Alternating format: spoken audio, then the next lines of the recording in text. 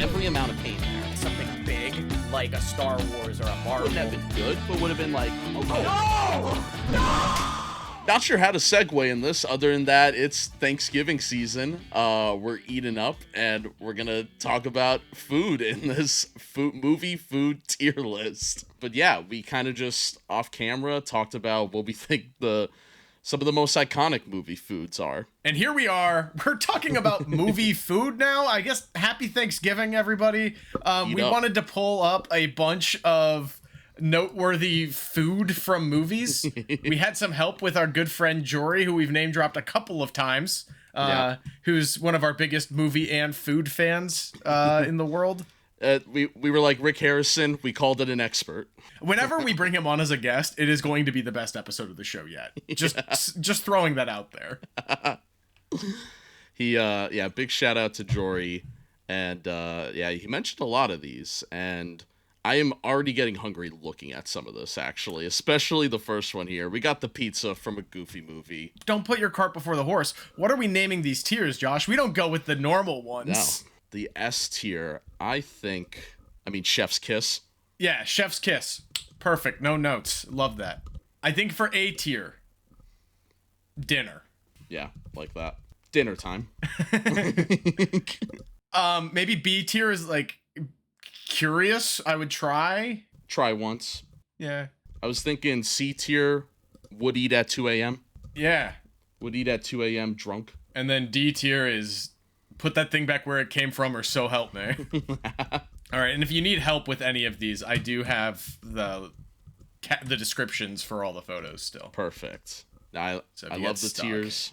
So now, the Goofy movie pizza that we have both fantasized about since our childhood, seeing that scene for the first time. I've never had a pizza like it. I've always wanted to find a pizza like it. There's nothing truly that I think captures the cheese like this scene does. Yeah, and because of that, I have a bit of a problem with it. This movie is a cultural phenomenon for millennials. Millennials are at the point now, they still don't own houses, but they're opening their own restaurants. They're making really bad, fusion and South Korean cuisine and doing a bunch of really weird shit that they shouldn't be doing, like turning everything into tacos. But anyway, they still haven't found a way to do this, and therefore, I think it's maybe unachievable. This is food only of a dream, not something that can be physically brought into our world. That being said, it's dinner time. Yeah, I agree. It's only in our dreams, and speaking of pizza, we got the pizza from Home Alone. The way they do this shot is genius, because, of course, Home Alone 2 takes place in Christmas time, like them all. We're in New York City, and you see... Rob Schneider. It's Rob Schneider. I didn't know if it was Rob Schneider or Tim Curry. Tim Curry. Pulls out the pizza, and because it's in the freezing cold, the smoke comes up from the pizza. It looks fucking insane. No notes. This is also, Chef's Kiss. Yeah. It's New York fucking pizza being hand-delivered to you. You don't have to wait in a line or... Your cheese pizza, sir. Dude, come on. If Rob Schneider's handing me a cheese pizza outside of the Plaza Hotel, I'm going to Chowtown. And to continue Home Alone, we had the famous ice cream sundae, which you can actually now get at this hotel this year. It looks, of course, way too pricey. Does not look as good as the movie. Step Up, whatever name of that hotel was. I'm not a huge ice cream guy, but once in a while... I get a little, my mouth starts to water for some ice cream. I would try it once. We should have called in our expert, because I'm also not a sweets guy, much at all. I'll eat ice cream every now and again, but I'm not someone who gets a craving for it. This is a try once. Yeah, definitely try once for the ice cream. That is just the Ramdon from Parasite. Oh, okay. Okay. When they're eating the cup of noodles type fucking low-key ramen. The poverty ramen. You know what's funny? I haven't seen Parasite yet. Wow. That's such a blind spot. That movie won Best Picture. Yeah, I feel like it's my, Godfather, where it's how have you not seen this yet? I Noted. will, if we do a Best Picture ranking or something, not ranking, but that'd be a lot, but maybe a top 10. We could do a top 25 around the Oscars this year. And then that way you have to watch all the damn Best Pictures of this millennium. The I've seen this millennia. I've seen quite a lot actually, but Parasite not one of them. Unfortunately, Maybe the not best yet. one. That's fucking Yeah. crazy. Yeah. As someone who lives in a basement, you should probably watch this movie. Is it good ramen in it? It's literally just like you go to the store and get ramen in a package. It's So nothing I'd eat- fancy. So I'd eat at 2 a.m. drunk. Absolutely. The problem with this is, while it looks really yummy in the movie, if you eat this more than 2 or 3 days in a row, your bowels are Oof. gonna fucking hate you. This isn't on there, but the soup and weapons. Imagine just eating that Yeah. cold canned soup every day. Well, no, Alex does a good job of trying to heat it up at first. Yeah. He heats it up for his parents. He gets a little overwhelmed trying to heat it up for his 17 classmates. That segment is so fucking cursed. I love it. I love that movie. It looks like, is that our boy John Candy, I believe, next? The old 96er from the Great Outdoors. This is a 96-ounce ribeye that Ooh. you have to eat in one sitting and your check's free. So obviously he goes to dinner with his and Dan Aykroyd's family, and someone's got to put that bad boy away so they don't have to pay for the meal. There's the really twisted part at the end where, like, he's eating the whole steak, he's getting the meat sweats, and they're like, don't forget the grime and gristle, and all like the fat, like little burnt ends on the end of the plate, and he's chowing that down too. What do you think? Would you eat a 96-ounce steak? Absolutely. When I was a kid, we went to a steakhouse in Philly, I believe it was, and I'm like 12 years old at the time. I ordered the biggest T-bone on the menu, and I remember the waitress was like, "Are you sure?" And like I ate the whole thing, and I forget what happened, but for some reason, the waitress I think might have been a family friend, but she sent us I think like a Christmas card, and in the Christmas card she put, "By the way, I still can't believe your son ate that whole T-bone." I fucking this is definitely a dinner time for me at least. I love steak. Just for math's sake, 96 ounces is 6 pounds of steak. Great, Now- be a great party. Be a great party meal for the gang. I love steak as much as you. I can eat the biggest tomahawk they'll give me at a restaurant. There's no way in hell I'm eating 6 pounds of this for a challenge to get a free bill. I'm paying the like $400 or whatever it costs for that damn thing. I know I am. However, I do think I would be more likely to finish it than you. Yes, A 6-pound steak. I feel like you would do better in food challenges than me. I think I tap out easily. Yeah, this is at least dinner time. I kind of want to try this. Maybe you and me could split it. Aw. Ace, can we go to the Great Outdoors restaurant and split the 96er? Looks like next we got more ramen. What movie is that from? This is the one I was thinking of from Okay. Tom Popo, which is a movie all about ramen, and it's like kind of like a chef off, right? Who can make the best ramen? There are so many good shots of ramen in this movie. Now, I don't know how you feel about ramen, where it's got the floating meat in there, you got the noodles, the chives, all that stuff. Yeah, I think I prefer that actually than like a grocery store ramen. I'd rather have like fresh ingredients in it, you know? Next time you're in New York for more than a day for a wedding, I'm taking you to a good ramen spot. I know a really, really Yeah. solid one. And the pork and the beef that they use for it is like some of the best I've ever had in a restaurant. I personally would advocate for dinner time for this one as well. I agree. Jory is also famous for taking us to some good ramen spots. Next is That's McDonald's from Spy Kids 2. yes, the microwaved ones where you put in like a little packet and it turns into a Big Mac meal. I mean, when you're like a 5-year-old like I was, this was the dream. That you literally had McDonald's at home. Yeah, this is what mothers across the world wish they could have for their children who are like, "Can we have McDonald's?" And they're like, "No, we've got McDonald's at home." This is the McDonald's at home. I don't know how I feel about this one personally. I don't know. It was so funny growing up with a mother that worked a lot. So it'd be like my father picking me up from school a lot. So there'd be days where, you know, my mom's working late and my dad does not want to do dinner. And I get in the car and I just hear the greatest words. So McDonald's or Burger King. Dude, I was one of those contrarian ass kids. I'd be like, I want Burger King. I want the Whopper. Yeah. Give me the onion rings. Well, at the time, and I believe you talked about this with your friends on a video. At the time, the Burger King fries were immaculate. Sometimes I'd go just for that. Dude, Burger King's always been so dicey with like the quality of their food, but it's like every third year they've got good food, and then it's like I don't roll the dice on the off years. Yeah, no, I don't blame you.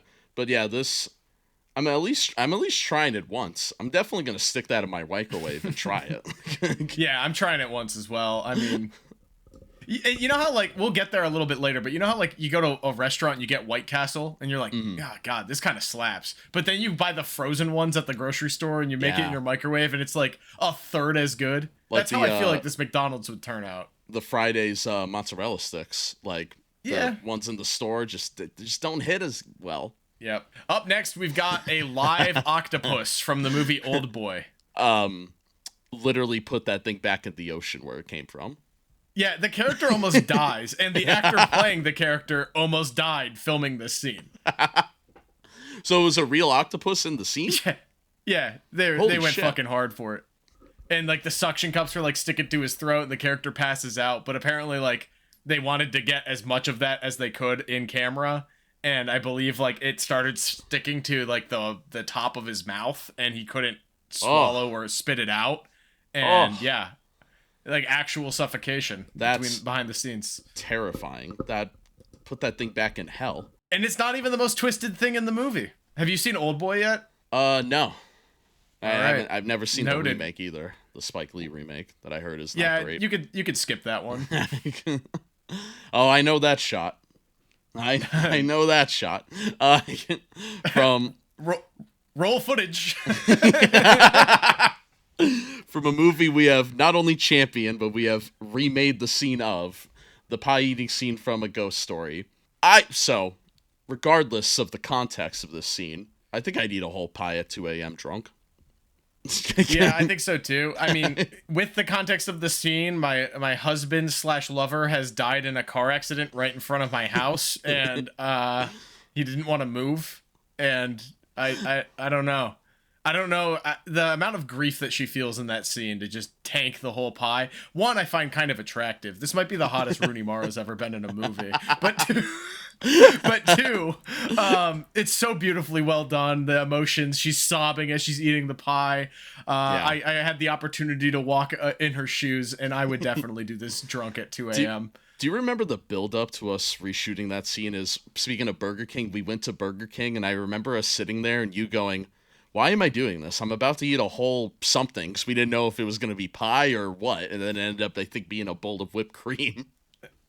Yeah, so I guess some context for this shot that is now playing, because I still have it saved. When Ace and I were in film school together, we had a group assignment where we had to recreate a scene from a movie, and we had to use, it was a group project, and however many people were in our groups was how many minutes of that scene we had to recreate.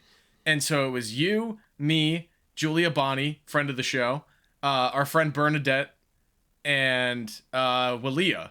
Yes. Also listener of the show. Shout out to Walia. The five of us are like, okay, cool. We can do this in one shot. We just have to do the pie eating scene from A Ghost Story.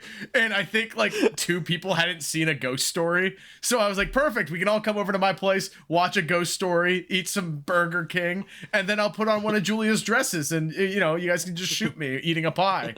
And then we're like, well, what kind of pie do we want to eat? I'm like, I think it's a pecan pie in the movie, but let's just get some whipped cream in a pan.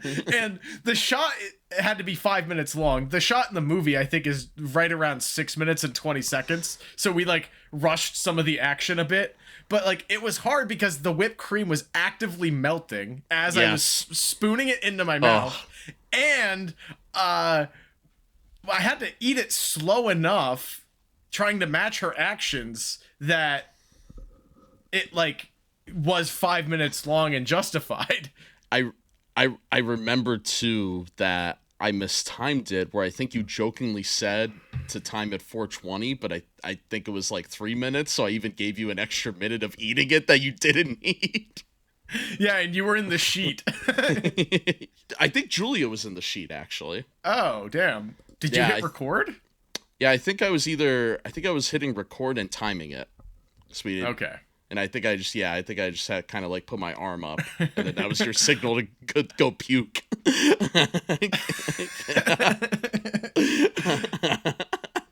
Hell yeah. Great times, great time. Well, speaking of whipped cream, a lot of milkshakes have whipped cream on them from There Will Be Blood. And did we ever figure out if there's a physical milkshake in it, or they just talk about it? We don't see the milkshake, but there's this, incredible scene where Daniel Day-Lewis is all up in Paul Dano's face saying, "If I want your milkshake, my straw will reach around the room and dip into your milkshake." Obviously an allegory for this oil war that they're in. Have you seen There Will Be Blood? I actually haven't. Okay. It's a great film. Yeah. I think we should double feature it with this new Samantha's Oil or whatever the fuck this Zachary Levi Christian propaganda movie is about oil. Oh my god. Last great actor, Zachary Levi. I was about to say, like, that could be a good one. Anyway, we don't see this milkshake, but the intensity in which he talks about drinking it, I want to try it. It makes you thirsty, yeah. I don't really like ice cream or milkshakes that much, but if it's like a malted milkshake, which would be period accurate for the time, I'm all for that. Is that the meat pie from Sweeney Todd next? It is. It is definitely one of the meat pies. This could be a controversial topic for those of you who don't know. Sweeney Todd would kill the people that would come into his barber shop, send him down like a tube or like a tunnel to the basement, and they would be put into a, basically a machine of fire, and they would get cooked into a meat pie. Would you try this once? I would. Look, so here's the tricky thing. The people, specifically the poor working class people of Fleet Street, love Miss Lovett's meat pies. They're great. Yeah. Sales are through the roof. Everyone's loving them. They don't know what's in them. No. And her pies before this were allegedly terrible. They don't know that they're literally eating the rich. And for that, I can't say I would try it once. I would probably eat at 2 a.m. drunk. That's true, because if it's 2 a.m. and you're drunk, you don't know what's in it. Yeah. It's just in the fridge. You're going to eat it. It's going to be 3 a.m. soon, and I must be lonely. And we got probably one of the most famous foods on here in film, the ratatouille from Ratatouille. And I think I said this off camera, that when I was a kid, I thought they were like little different color pieces of like pepperoni. Just the way the animation was, because it's very thick looking.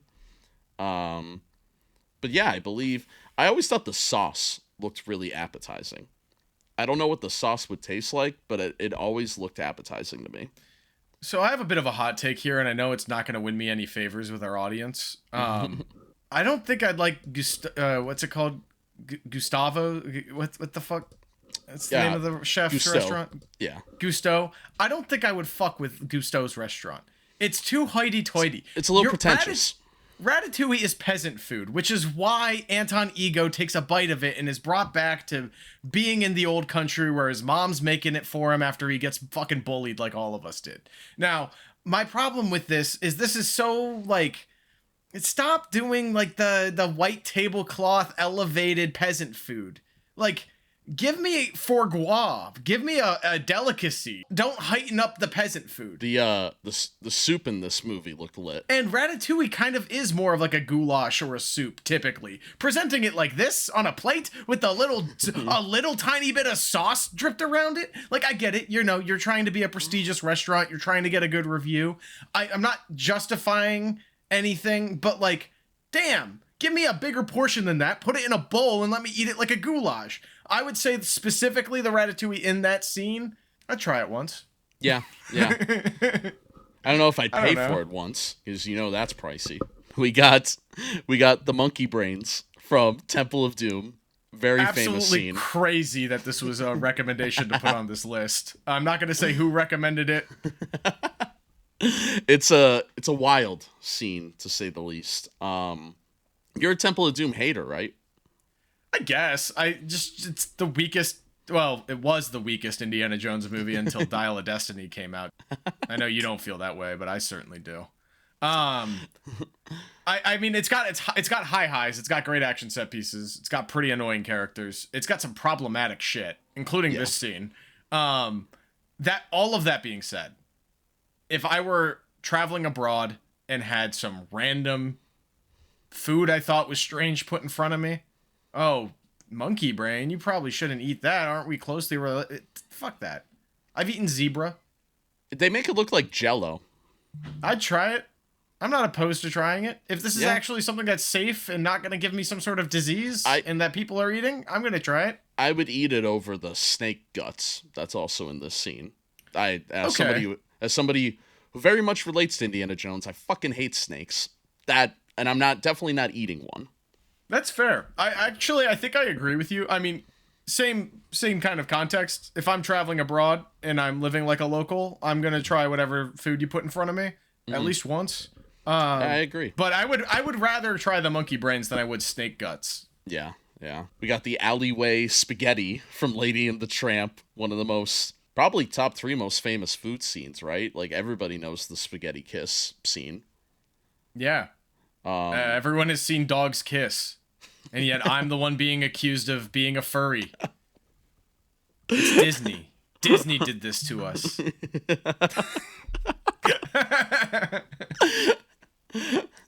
I feel like I am the expert on the food here, regardless of all that. I'm a big pasta guy. We all know I love my spaghetti.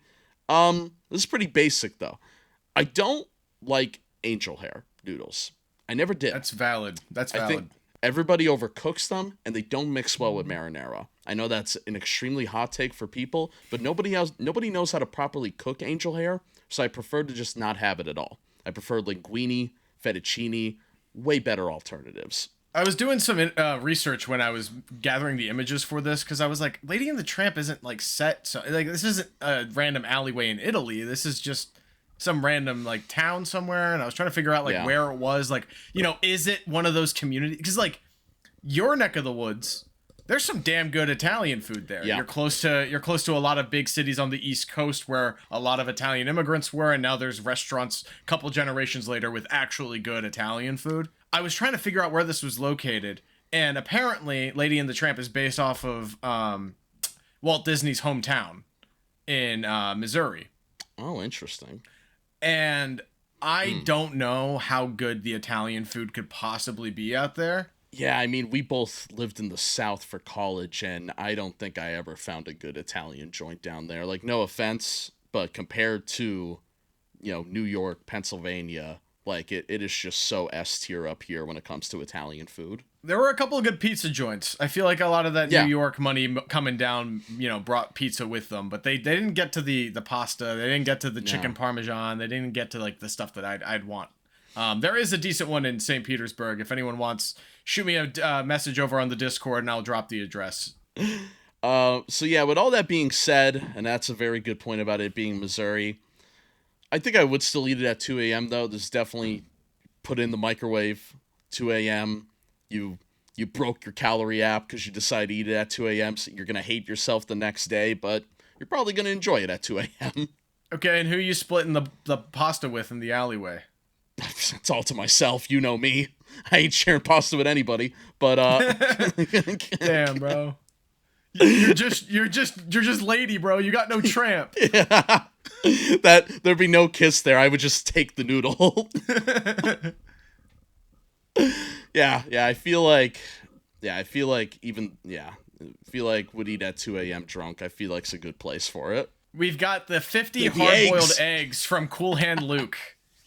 Paul Newman is forced to eat 50 hard-boiled eggs back to back to back.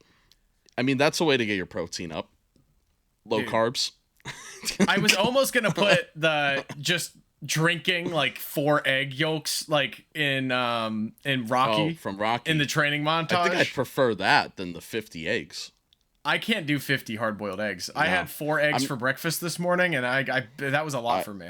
I can't for the life of me like eggs. Like, I will force myself to eat them with other things, but I cannot just do hard-boiled on my own. I don't like the smell. In this economy, you could do so much better with the amount of money it takes to get 50 eggs and hard-boil them. Yeah. You could probably get the 96er. I'd say we put it back in the overpriced grocery store. I agree. Is that the chocolate cake from Matilda? It is. Bruce Yeah. having to eat the whole Big one. chocolate cake. Having to eat the entire thing would be tough for me, but I'd love to try it. It's too rich. I would like a Yeah. slice. Yeah. But if it's the movie food from this specific scene, dude, in front of my whole class having to eat, I love a good food challenge. I'm pretty good at that. Yeah. The humiliation alone, I would probably struggle, especially since it's for disciplinary reasons. Yeah. And Miss Trunchbull's not hot enough to be a dommy mommy. So now if Miss Honey wants to make me eat the whole chocolate cake in front of the class, I could do that. And if Miss Candy from Weapons wanted me to, but Damn, she kind of is your type. I wasn't even thinking about that. any Miss Candies out there, call me. But Single teachers in your area. she gets drunk and watches Shark Tank in the middle of the night. That's literally me. But Yeah. yeah, I would try it once. I think it's right there with the ice cream sundae. This feels like 2 a.m. behavior to me. This feels like You're I'm right. watching Shark I Tank was and thinking- eating a whole damn chocolate cake. You're right the way I think about it. Next, we have the cheeseburger from the menu. The cheeseburger saved Anya Taylor-Joy's life in the movie. It was her way to escape. She figured out that Ralph Fiennes' character wasn't cooking with love, essentially, but he loved when he cooked burgers and stuff at a fast food joint. And yeah, I am a true believer that food does taste better with love. I agree, and oftentimes love just means more butter. The scene where they cook this burger is so good. It looks incredible, and the setup around it, her explaining she just wants a burger. She's been through hell, and it's just the thing to pull him back in his own Anton Ego way to his childhood of not being able to afford food. So a greasy cheeseburger was the thing that scratched the itch. Great scene. Probably my favorite part of the whole movie. This thing looks great. I'm gonna say chef's kiss. This looks like a good elevated cheeseburger. This isn't redefining the way you serve the elevated food. This is just using better ingredients, better burger. Ray Fiennes chef. I agree. Yeah. It's the perfect, climax to that movie is just seeing a damn good cheeseburger after seeing some really pretentious food that I wouldn't want to try. I don't know. Oh. There's people in my life that I think should try that dinner experience. People who run healthcare companies. Up next, we got the jail food, essentially, from Goodfellas. The prison pasta. Yeah. This looks dank. The thought of slicing the onion so thin that it disintegrates in the sauce, which is scientifically impossible, but I like the thought of it. My biggest gripe, especially when, sorry to everybody, especially when some white people make Italian food, is the overusage of the onions. I'm down for some onions, but when it dominates the dish, it could ruin a dish, in my opinion. Some people love onions. I know there's onion heads out there, but I just think I don't want to just taste an onion. I will eat an onion ring if I just want to taste an onion. Couple of questions to follow up to that. One, are Italian people white? Two, yeah, no, I agree with you. You have to have garlic to like balance that out. Like you can use a fair amount of onion, but it can't just be onion. You got to have some garlic in there. You got to have some like seasonings that are like the Italian herbs, whatever that is. I think it's rosemary and something else, thyme. You got to throw that shit in there. Definitely. I hate when there's not enough pepper. Like if you don't have pepper in your pasta, especially a white sauce, like what are you doing? Marone. Me and John Sakula, shout out, went to an Italian joint in Queens a couple years ago. We were both incredibly high. We just got out of the theater seeing Minions: Rise of Gru on the 4th of July. And we get into this restaurant and the guy made us, it was one of those like big cheese bowls, but then like put a bunch of pepper on it, and that was like so good. Like especially when you're high and you get your senses of taste, like it was perfect. Ever since then I've been more eager to put pepper on my pasta dishes. Yeah, and this guy's making like this is the leader of the crime family in the movie, and he's there cutting the onions himself. It's the definition of dinner time. Like, I'm ready to eat up. With what you can get away with making in prison, like this has got to be one of the best meals you'd ever have in your life. Definitely dinner time. We got the White Castle. From Harold and Kumar Go to White Castle. Yeah. I think this one's pretty obvious. This is I would eat at 2 a.m. drunk. Yeah. I'm someone who is sympathetic to going to White Castle and getting a crave case and eating way too many mini cheeseburgers, but it's not something I'm proud of. It's not part of my identity. This is a guilty pleasure food, and I would eat that at 2 a.m. drunk or high. Yeah, we've all been whether it's a White Castle or another fast food place, we've all been guilty of ordering a little too much. And just one day we're really hungry. So yeah, I think that's it's a thing we just don't talk about. We don't put it in our calorie app. We don't think about it. No, not at all.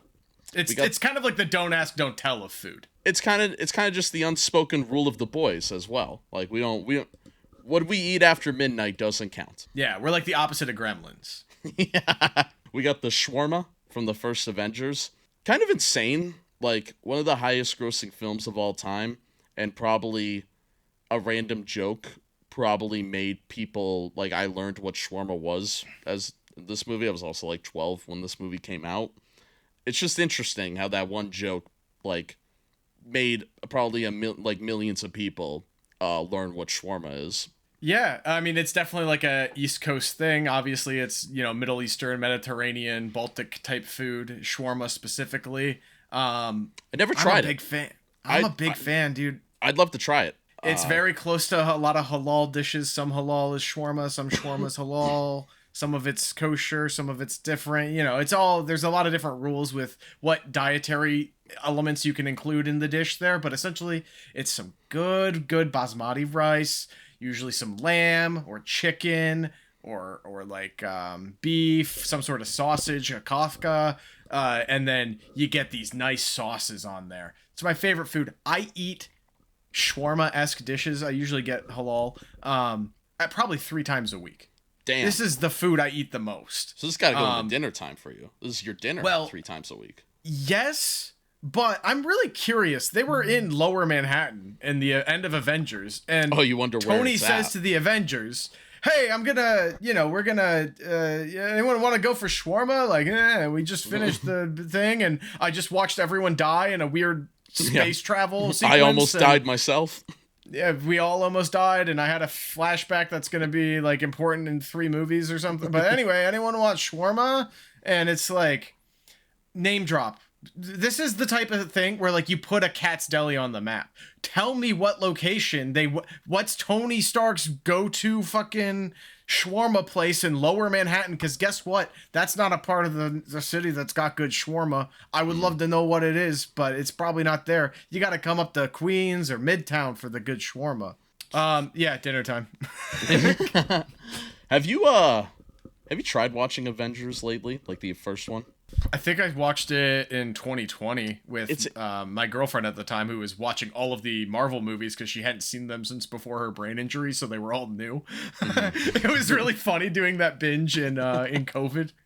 It's interesting to look back on that one specifically, because I feel like, Age of Ultron and all those look like modern superhero movies. That one still has the hint of like the X-Men Sam Raimi type feeling. I think part of that's the Joss Whedon direction. I think like he was, big on TV in the early 2000s, and then by the time he started getting bigger movies, they kind of have that, this is probably something he was like, especially like Cabin in the Woods has like this perfect blend, because I think the visuals, the director of photography, the camera work, that technically looks like a very 2010s movie, but like the directing style, the dialogue, everything feels like a 2000s movie. It feels like a Scream-esque movie. Yeah. Yeah. So yeah, I think you're totally right on the money there. That one blends into the early 2000s cinema a little bit more than the other Avengers movies. It feels like it really is like the door half open to the old style and half open to the other. It really is the gateway to what we're still going through to this day when it comes to superhero movies. Yeah, we'll see. Yeah. The next up, we got Popeye and his spinach, and let me tell you, I was part of that spinach propaganda. It is my favorite vegetable. Like you with shawarma, I probably consume a lot of spinach. I'm probably gonna get kidney stones in 10 years, but Spinach leads to kidney stones? I believe so. Like if you eat I thought it was a like good amount Mountain of Dew it. and like processed sugars. Yeah, I believe something's in spinach that causes kidney issues. I could be way off. I'm no scientist. I'm not trying to to Shit, spread this is propaganda. the vegetable I eat the most. If I make a salad, it's got spinach in it. Like I Yeah. love spinach.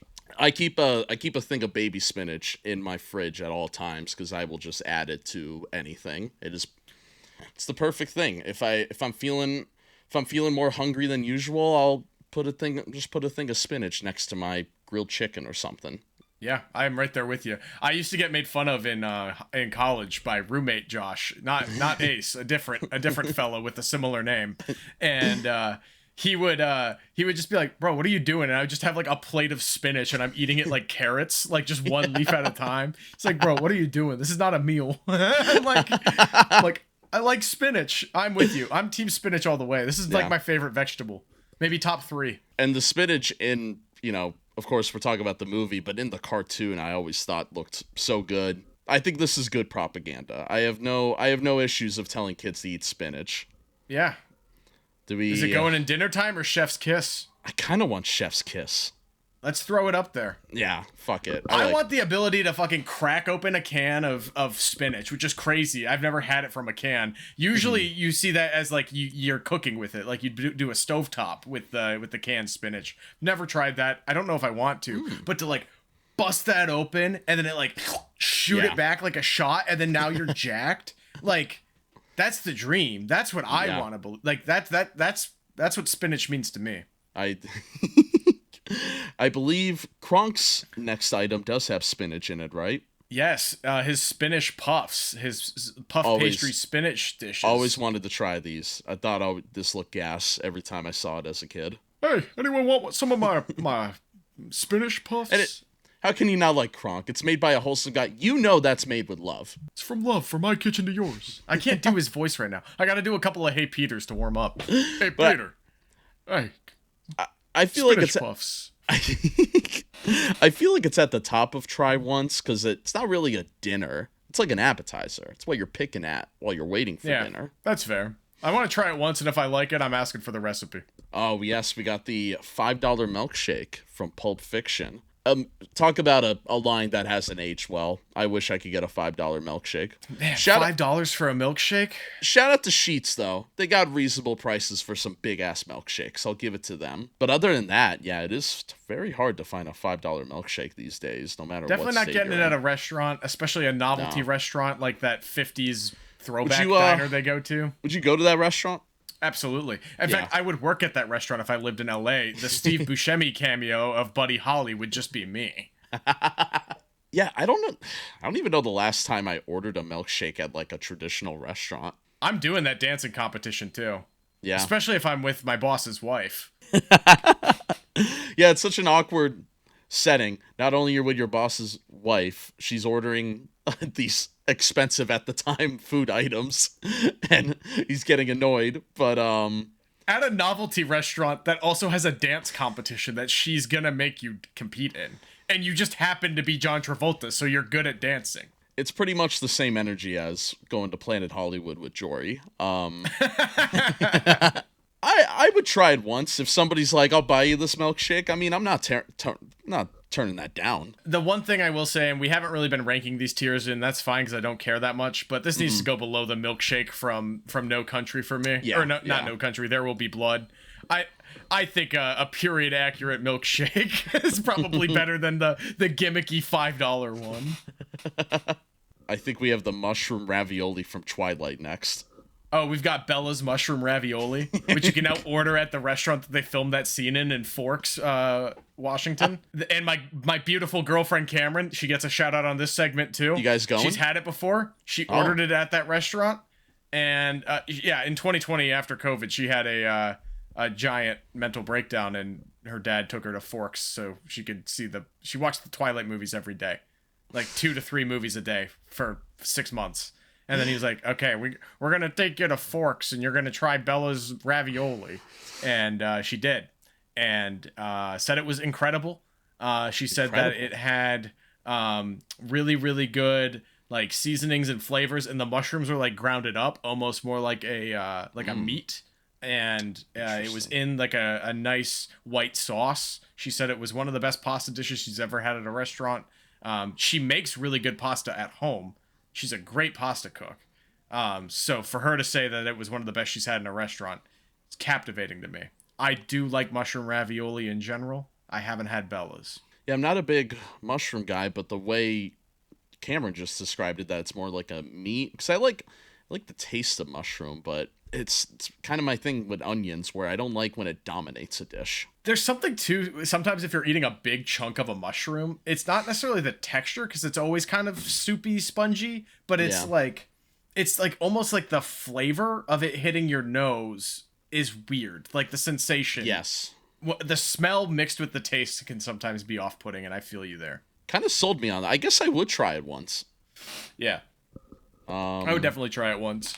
If it's actually good and not just a tourist attraction, I'll take her word on that. Yeah, road trip to Forks soon. We got the Reese's Pieces from E.T., and the funny story on this is that M&M's turned down the scene, but they wanted, a candy similar to it, and Reese's Pieces, this was pretty much their debut. That candy gets big after this movie. I always remember that scene specifically as a kid. E.T., one of my favorite movies growing up, and I always found it interesting that it was Reese's Pieces. Do you like Reese's Pieces? I had them for the first time recently, for the first time in like probably a decade. I was looking for something sweet, and I saw a little bag at the checkout where I was at, and I was like, yeah, whatever, I'll try these. Better than I remember. I like that They got protein in it. they're more peanut buttery than they are chocolatey, which is kind Yeah. of odd because I feel like Reese's peanut butter cups are kind of the opposite. I feel like Yeah. the peanut butter in that's a little blander and fluffier, whereas the chocolate's more of the aggressive taste. They're okay. I would prefer M&Ms, especially the newer M&Ms that have peanut butter in them. I feel like those are better. Yeah. But it's weird. So M&M turned it down, but aren't they both owned by Hershey? I don't. Was it like we don't want to put our iconic flagship candy there? Can we like throw a gimmick product in there? Or Yeah, did they maybe get it's- acquired by Hershey later? Maybe they were acquired by Hershey later. Yeah, they might have been two different companies at the time. That's a good question. Wow. We should go to Hershey, Pennsylvania and figure this out. We got to get to the bottom of this. I agree. I agree. I had I'm a riding all lovely- the roller coasters while I'm there. You can watch. I had a lovely time last time I was in Hershey. Jory and I went out to eat in like the downtown area. It's got a nice little small town feel. Halloween 3 Season of the Witch? Yeah. Hershey, Pennsylvania just reminds me of that town, except the factory has a theme park. Yes. It I get the vibes from Halloween 3 and from Allentown, Pennsylvania, that has the old abandoned factory where concerts are Yeah. now. It is kind of eerie. I think of both of those cities when I watch Halloween 3. I think I'd slam a bag of Reese's Pieces at 2 a.m. drunk. I agree. If they're sitting on the counter and I just got back from the bar, I definitely. We got the bugs from Lion King, and we both agreed. They looked good as a kid. I was, in my mind, they're gonna taste like, a fruit snack. Yeah. And I think they even made like Lion King fruit snacks at the time that were shaped like the grubs. Yeah. I mean, you might convince me to try it at 2 a.m. drunk. I'm trying this regardless. I don't You know. think? The few bugs that I've eaten, I've had grasshopper. I've had. That's true. Bugs in general.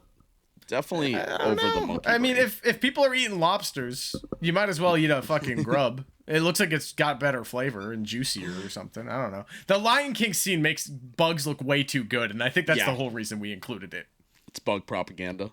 So many kids went out to recess and were just grabbing little June bugs and mayflies and stuff like that, and nurses were called and parents were told to pick up their kids from school early because they had a stomach ache from eating a bug.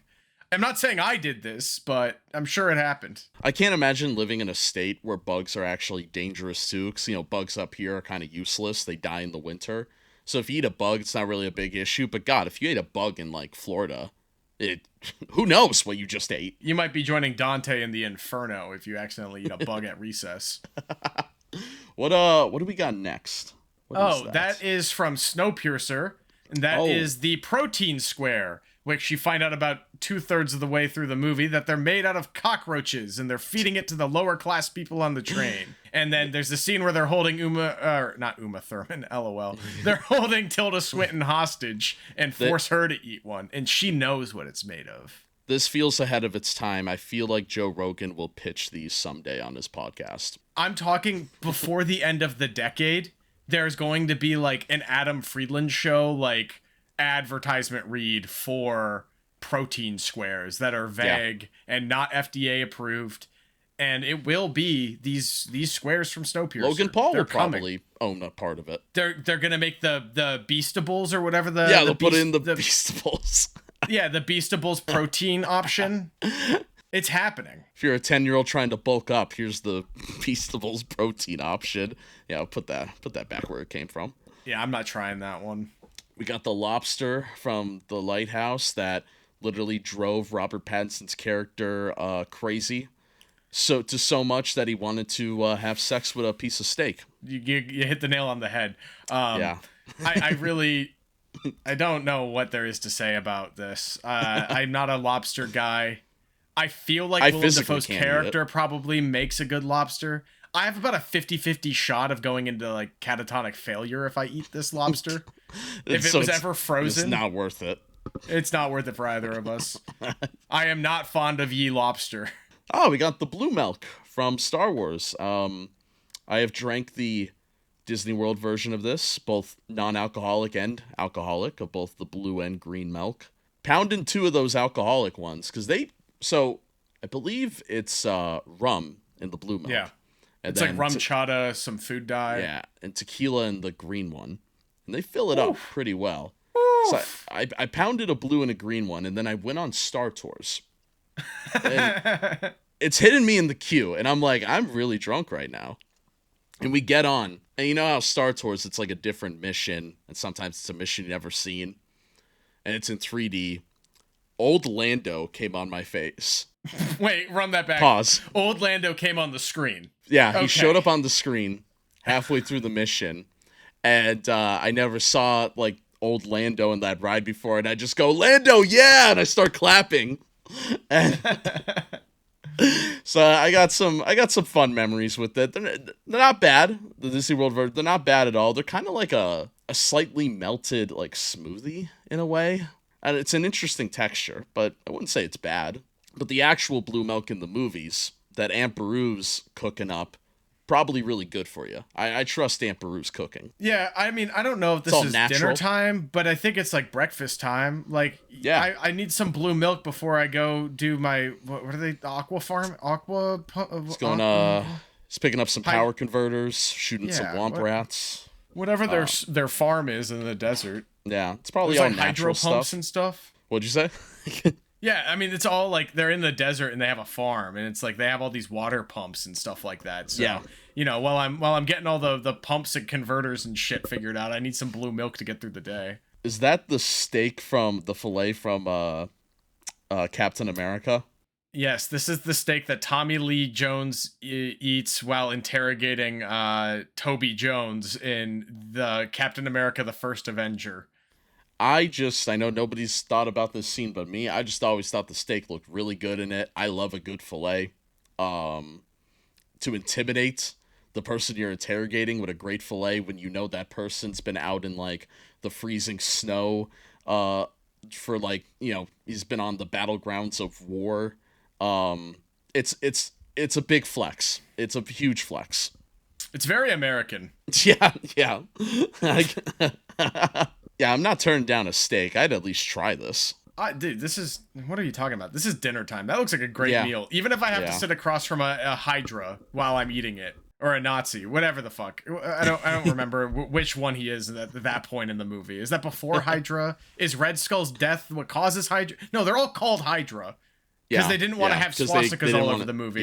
Yeah, so they all have the octopus little Hydra logo. Yeah. Okay, so, yes. Even if I have to sit across the table with a fascist, I'm eating that steak. That's dinner. I agree. And we got the floating cookies from Shark Boy and Lava Girl.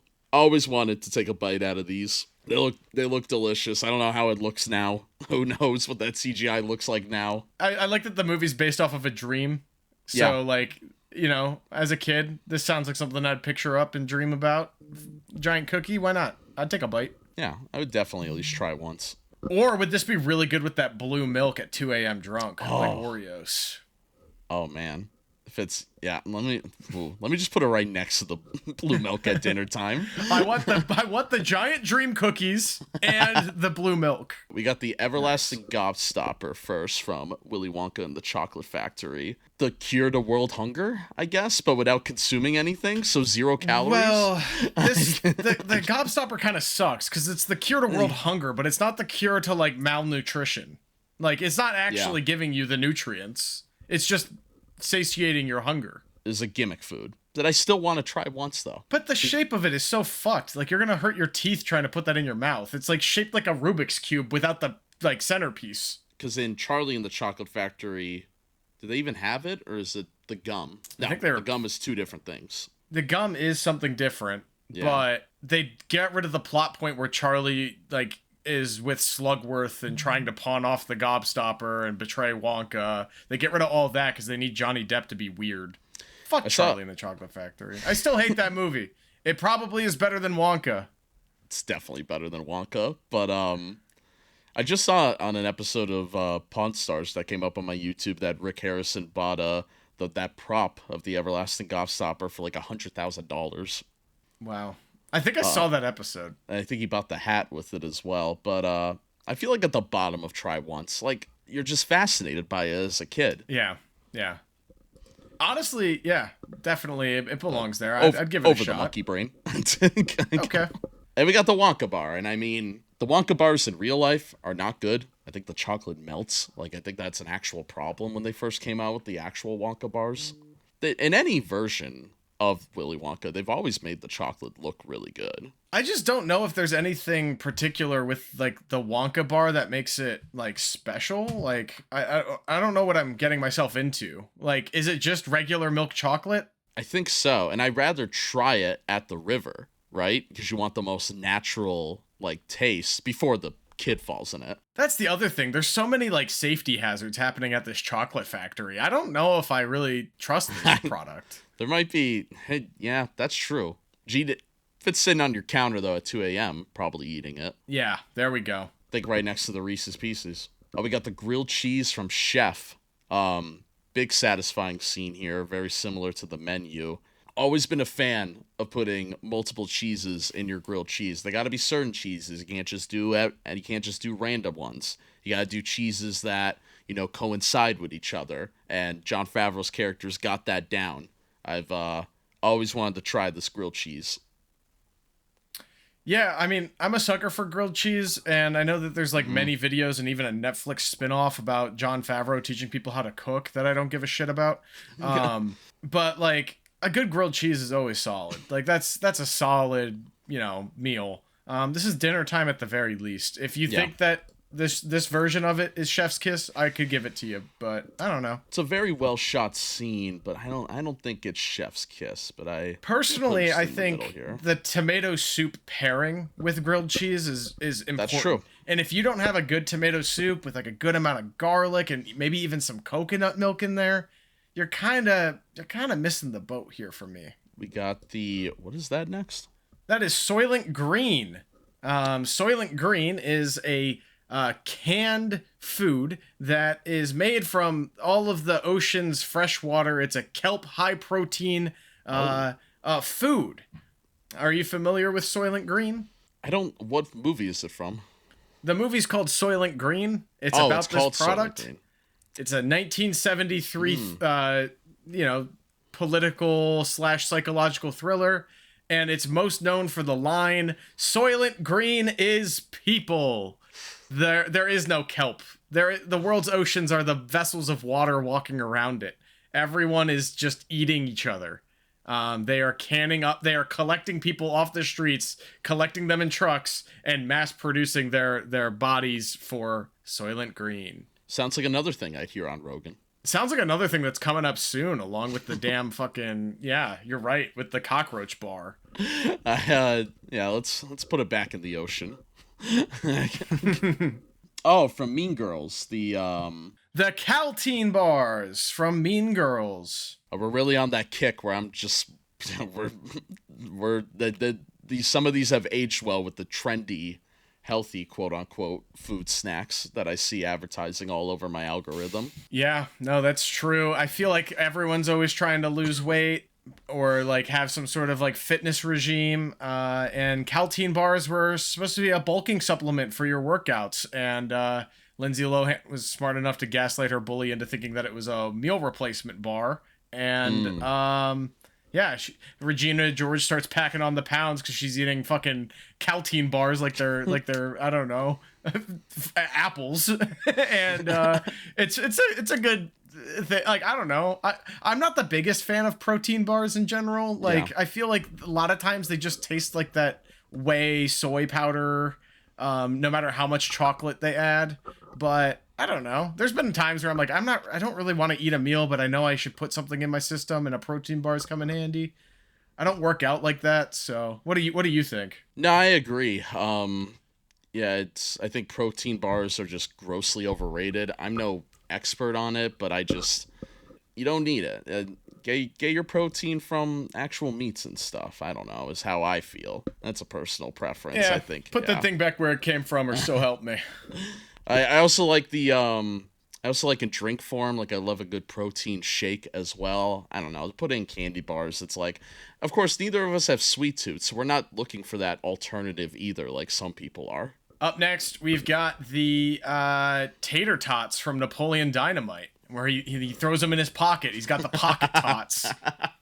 Would you eat pocket tater tots at 2 a.m. drunk? Absolutely. Yeah, if I didn't agree. have a bag to put them in and I just came home from the restaurant with like They were tater just tots in my pocket.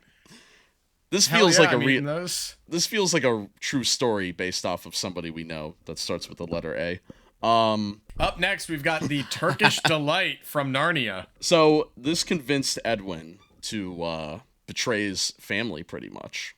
That's how good this Turkish Delight was. I have to try it. At the very least. I have to try it once. I don't even know what Turkish Delight is supposed to be. It looks I like some don't sort of know like either. powdered pastry with jelly in it. But then I've looked up Turkish Delight before and I'm seeing like a meat platter. I'm confused. My American ass thought it was like donuts. Let's see, we got Lord of the Rings. Is that the potatoes? We've got the potatoes from Lord of the Rings. They're not really pictured on film, at least like in a noteworthy way. You have some characters complaining about them, but Samwise Gamgee, he's a man of the people. He wants to make sure that Frodo's well fed enough to continue on the journey. And man, he just would really like some potatoes. Potatoes. I know we talked about a lot of protein and low carb stuff. I am not anti-carbs though. You need carbs for your brain.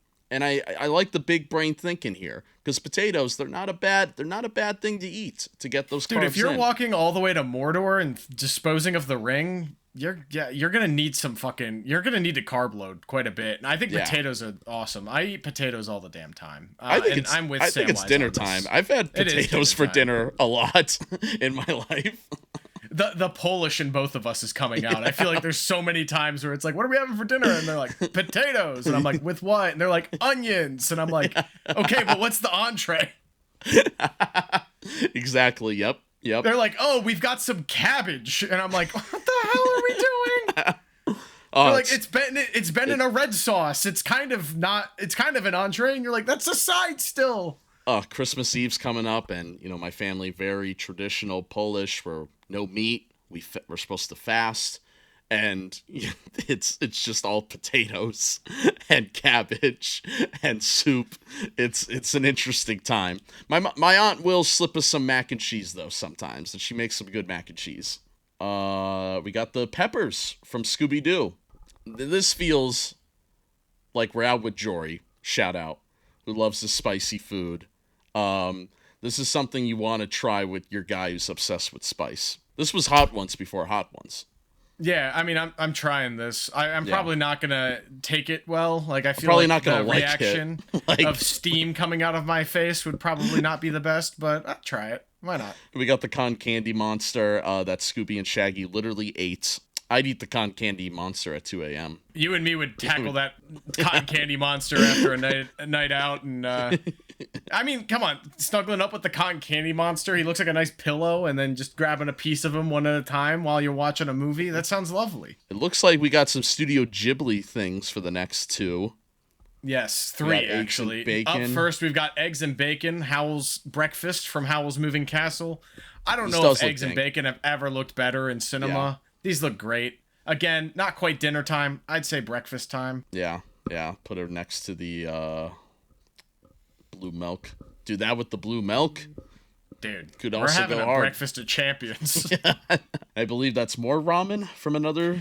Is it Yes, Studio this Ghibli is again? this Yeah. is the ramen from Ponyo. Specifically, it's got ham in it, and Ponyo goes crazy for the ham. I don't know. It looks good. I don't think Maybe I've not ever quite had as- ham in ramen. Yeah, I've had pork, but like more like pork Yeah. belly or like pork rib, not like ham, which is usually like from the hock. I'd say towards the top of try once. Yeah. And then Kiki's Delivery Service, right? Yes, good job. the You name know of that that one. one. And a chocolate cake. I don't know. It doesn't look as good as the chocolate cake that Bruce is forced to eat, but it's Yeah. cute. I'd eat it at 2 a.m. probably. Yeah. But yeah, well, there we go. We got next. Ron Weasley double fisting. We think it's turkey legs. It looks like it. I almost asked you a stupid question because I know you've never been to Disney World, but you ever go to a theme park with that have the turkey legs? Every year I go to the Renaissance Festival and I usually get a turkey leg there. I don't know. I think turkey's grossly overrated. I think a lot of people just don't know how to cook it. That's It's fair. it's just the bitter truth of turkey. It's Are just they so good at easy Disney? to overcook. They're not bad. It really depends on when you get it. My mom I feel loves like it's it. I feel like it's the last thing I'd want to eat. Whenever I eat turkey, I like feel drowsy and tired, Yeah. and I'm like, oh, I don't want to do It's- anything. Eating that on a hot summer day, walking around a Disney park sounds like a bad idea. I always do you remember the show The Middle on ABC? Yeah. They have a joke where the daughter, I believe, chokes on a bone from the turkey leg in Disney, and they have to go to the ER. So that's always been embedded into my head. I'm like, I guess there's gonna be a bone lodged in my throat if I eat this turkey leg. I mean, but just that scene specifically in Sorcerer's Stone where they've got the whole spread, you can order whatever you want and it magically appears. Like, Yeah, that's a fantasy, man. That's dinner time. That sounds It's- great. Even if yeah. the food is like derived from magic in the same way the McDonald's microwave is, like to be there with all your classmates and like, I want chicken nuggets. Boom. There they are. And Ron It's like we got Weasley really wanted those damn turkey legs, bro. He's going to He- like town. he sells it. I wonder how many takes that was. One. They were just Chris Columbus was just rolling, and he's like, "All right, give the kid the turkey legs. We haven't fed him all day." And Rupert Grint's like, "All right, that's great. We're moving on." Don't eat anymore. We got was it a sandwich from Paddington? That looks like Scooby-Doo style with the way it's stacked up. It's he's got marmalade sandwiches there. I don't know if you've ever had marmalade. It's think like preserves almost. It's got this really unique kind of tangy orange kind of flavor to it. Oh, citrusy. It's but it's also kind of bitter. It's like if you mix black licorice and orange at the same time. Interesting. And it's a spread that people put on toast. They have cookies that have them built into them. I'm a fan. It's a kind of an acquired taste. It's very big in like South America, Australia, I'm sure probably in England too. I don't know. What do you think of try it. marmalade? Definitely ahead of some of these other ones. I Probably I'll also put it just next want to to the shout out Turkish that delights. that British West food. End stage production of Paddington the musical that is Yes. going viral on Instagram Reels. Looked It's crazy. crazy. They have like a person in a puppet, like a short actress in the puppet, and then another guy singing and doing the part backstage. And Wow. it looks so cool. It looks better than like puppet work or CGI. It's really special looking. The design for that costume is so cool. Yeah, technologically, that's a leap forward in just practical stuff. Like, I wouldn't mind seeing stuff like that in movies more. What do we have? Up next, we've got the s'mores. I haven't had anything yet. How am I supposed to have s'more? God, I don't remember the last time I've even had s'mores. I'm not a big s'mores guy. Yeah, it's got to be the right time, right place. I got to be Yeah. outside camping. I'm not making s'mores in my kitchen. Are I'd you rather just kidding eat me? the roasted marshmallow. That's fair and valid, Yeah. and I actually agree with you. That being said, I have been known on a camping trip to just slam a thing of s'mores, especially when inebriated around 2 a.m. Maybe throw it in there. I was about to say, so would eat at 2, and I probably would also eat s'mores at 2 a.m. I'll put it next to the cake and all the other sweets. Up next, we've got the Baby Ruth bar from Oh. the Goonies. I feel like this is another 2 a.m. Yeah, I feel like most of the candies and sweet treats are really finding themselves down there, but It's when I you do- eat them, you know? yeah, that's a good point. And I mean, Baby Ruth, it's kind of like a worse Snickers. It's fine. That looks like the Fruit Loops from Monsters Oh, Inc. that they used okay. to bait Boo into the living room so she can do her drawing and go to bed. Were you a Fruit Loops kid? I ate a lot of cereal as a kid. I probably had a Fruit Loops phase, but Yeah. I felt Never like had- I liked the savory, like the cinnamon toast crunch stuff more. I liked Yeah. Wheaties a lot. I agree with you. I was never a Fruit Loops guy. I liked Captain Crunch, so when it came to sugary cereal, that's what I preferred. Yep. Yeah, me too. I think it's another 2 a.m. because would I eat a thing of Fruit Loops at 2 a.m. drunk? Probably. Most certainly. Yeah. Oh, was that the shrimp from the substance? Yep, it Oh sure my is. God. The substance from the shrimp, That is. or the shrimp from the substance. This is controversial. That's the grossest scene of the movie. I totally agree. I Oh. totally agree. It made shrimp so unappetizing, and the I'm fact that it's allergic to Dennis shrimp as Quaid. well, so like this is like a lose-lose. And the quick, like the like all the way up inserts of him eating it is so gross and slimy. Huge. And he's talking like a gross Ugh. and slimy person. It's like, ugh. This sounds like Huge. the worst dinner ever. Huge pet peeve of mine is eating with your mouth open. There's no reason to. Like, everybody, close your mouths when you eat, please. There's somebody out there suffering because you're eating with your mouth open. Up next, we've got a very Speaking famous of people scene. eating with their mouth open. We've got George Bush from the movie Vice eating some chicken wings while talking to Dick Cheney, played by Christian Bale. Rest And what in I piss, love is bozo.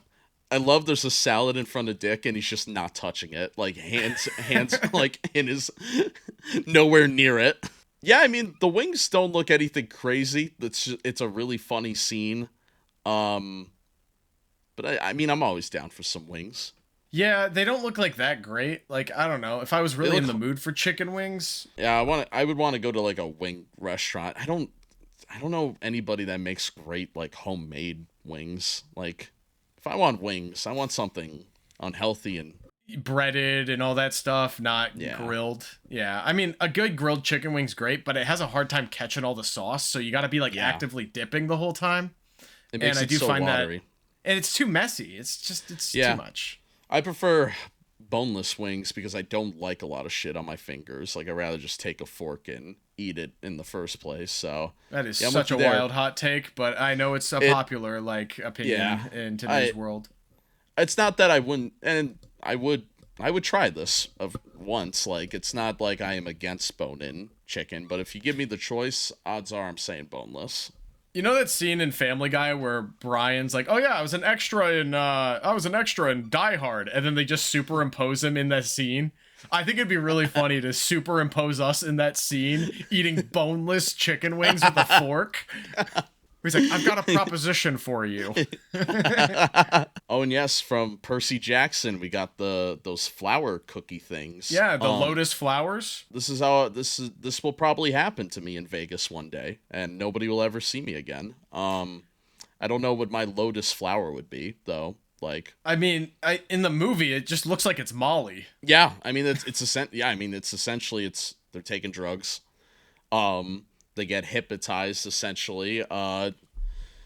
Yeah, it always looked like a sugar cookie to me. Like I would try it and see where the night takes me. Whether it's a cookie or a drug, I'm trying anything once. Let's put it up there.